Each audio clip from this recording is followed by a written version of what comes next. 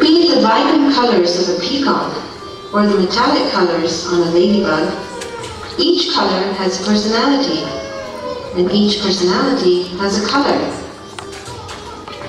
The same color could have different meanings for different people, depending upon their point of view.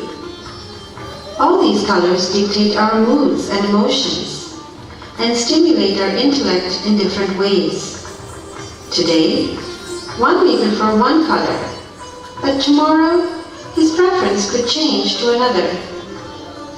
Colors are so intrinsic to nature. Just imagine the world without colors. It would literally be, colorless.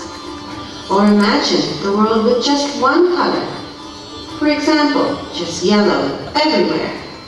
Or just brown throughout. It would seem so boring. Our nature is artistically painted in stunning colors.